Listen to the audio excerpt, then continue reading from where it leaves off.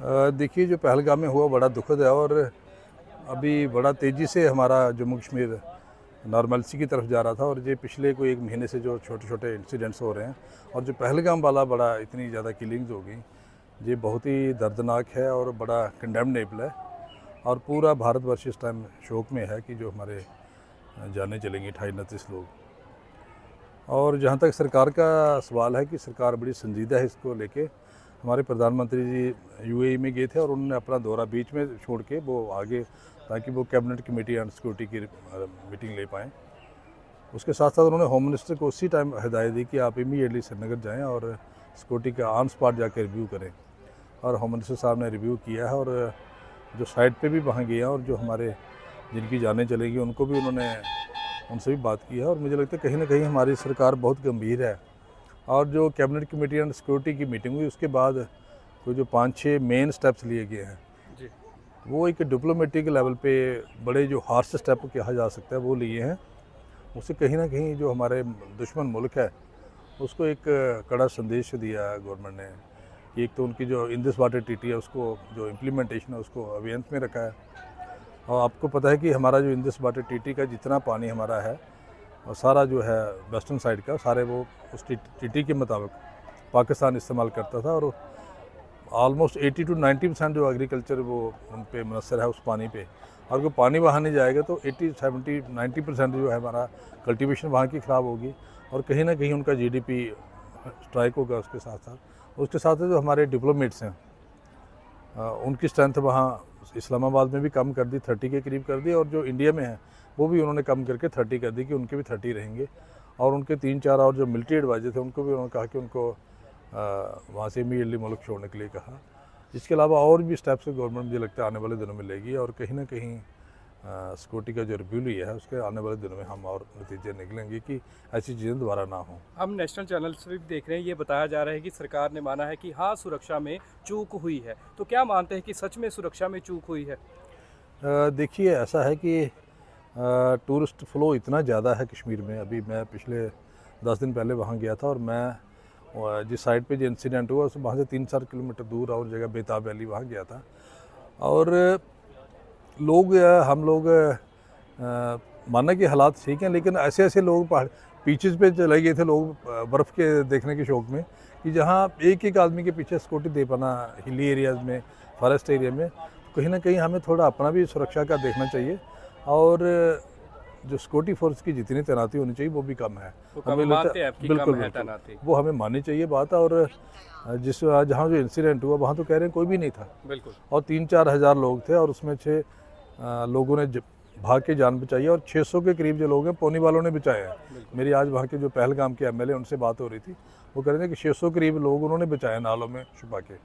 तो कहीं ना कहीं ये लैप्स है और ये हमारी सिक्योरिटी फोर्सेस गवर्नमेंट सारा इसका रिव्यू कर रही है और जहाँ जो भी कसूरवार होंगे मुझे लगता है उन पर एक्शन होगा। आज भी देखा कि आतंकवादियों के 2 घर जो है उड़ा दिए गए हैं सरकार द्वारा। अब आपसे एक सवाल रहेगा, आप कठुआ के विधायक हैं।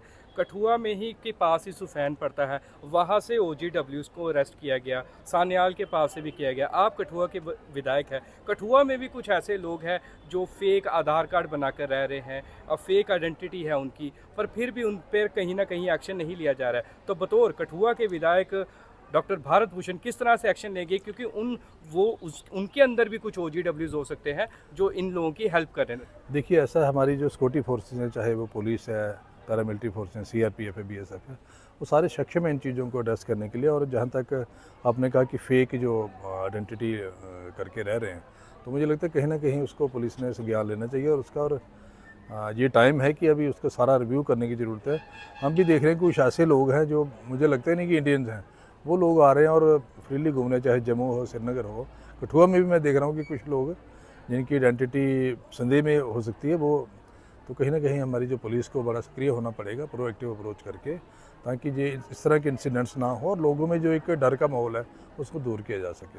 आप जिस तरह मैंने बताया एमएलए हैं, अमरनाथ यात्रा आने वाली है, लोगों के मन में भय है क्योंकि बाहर से यात्री जो है ज़्यादा आते हैं। पिछले साल भी काफ़ी अच्छी शांतिपूर्ण हुई। अब लोगों के मन में भय है कि नहीं, हम नहीं आएंगे। उसके कारण लखनपुर वहाँ पर भी जो है टूरिस्ट नहीं आएगा, इनका भी व्यापार जो है सही से नहीं चल पाएगा, जम्मू का भी नहीं चल पाएगा। तो किस तरह से आश्वासन देंगे ताकि, क्योंकि जो वीडियोज़ हमारे बाहर भी लोग देखते हैं, कि वो अपने मन से ये भय निकाल दे कि नहीं, आप आराम से जम्मू कश्मीर में प्रवेश कर सकते हैं, ये पुराना वाला जम्मू कश्मीर दोबारा नहीं बनेगा।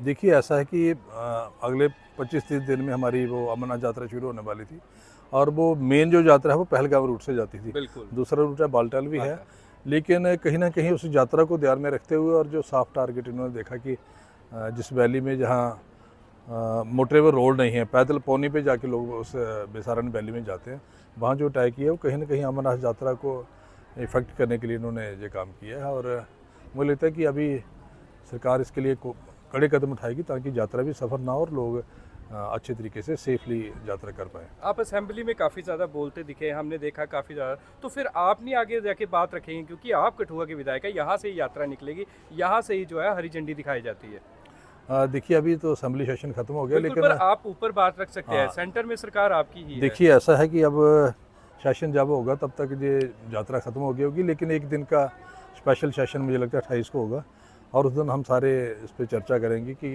सिचुएशन क्या है और किस तरीके से इसका निपटा जाए। मुझे लगता है वो सारा उस पर सरकार भी और अपोजिशन और सरकार मिलकर सारा ये सोचेंगे इसके बारे में। आपको लखनपुर से भी वोट मिले हैं, ये मैं वोट इसलिए जोड़ रहा क्योंकि पिछले कल ही रात को जो है एक संदिग्ध देखा गया बसंतपुर के पास ही धन्ना में, और वहाँ पर एक बच्चे ने देखा, बच्चा तो घबरा गया था। और आप किस तरह से देखते हैं कि अगर वो लोग जंगल में होते, सिक्योरिटी फोर्सेस ढूंढ लेती, तो कहीं ना कहीं ये मानते हैं कि यहाँ के ही लोगों ने, हम किसी पर टारगेट नहीं कर रहे, उन्होंने ही अपने घर में इन संदिग्धों को, क्योंकि एसएसपी कठुआ ने भी कहा था कि 3 आतंकवादी अभी भी मौजूद हो सकते हैं, तो आपको लगता नहीं है कि इन तीनों को जो है यहाँ के लोकल लोगों ने अपने घर में अपना दी हुई है?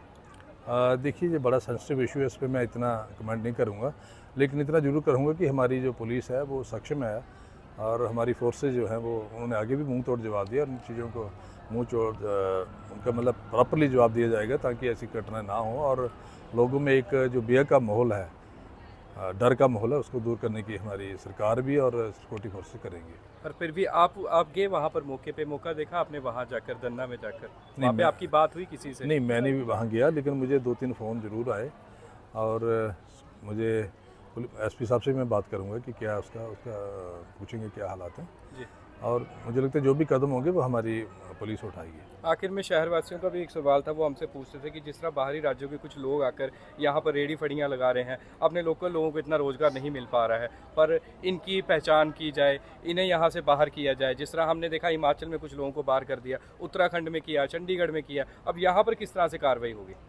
देखिए ऐसा है, कोई भी हिंदुस्तानी कहीं भी कारोबार कर सकता है, तो वो, लेकिन ये है कि उसकी आड़ में कोई दूसरे लोग ना आए जो एंटी सोशल लोग हैं, उसके लिए सरकार को और ख़ास करके पुलिस को और जो हमारी म्यूनसिपल काउंसिल है उनको उनकी स्क्रीनिंग करनी चाहिए कि उनके बेयर वोट्स क्या हैं, सभी का एक डाटाबेस तैयार करें कि कौन लोग हैं, कहाँ से आए हैं, उनका क्रेडेंशियल्स क्या हैं, तभी उनको अलाउ करना चाहिए। ऐसा ना कि जो भी आया अपनी रेडी लगा ले।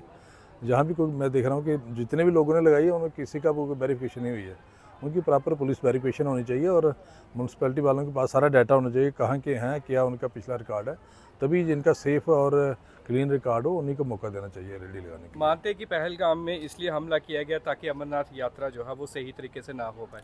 बिल्कुल बिल्कुल, ये उसी को ध्यान में रखते हुए उन्होंने किया और जो टूरिज़्म हमारा फ्लो कर रहा था, हमारी इकॉनमी स्टेट की, वो टूरिज़्म को कहीं ना कहीं उसको सपोर्ट करती है, तो हमारी इकॉनमी को भी ख़त्म करने का और जो हमारी अमरनाथ यात्रा उसको मुतासर करने के लिए ये किया गया और बहुत ही दुखदायक है ये।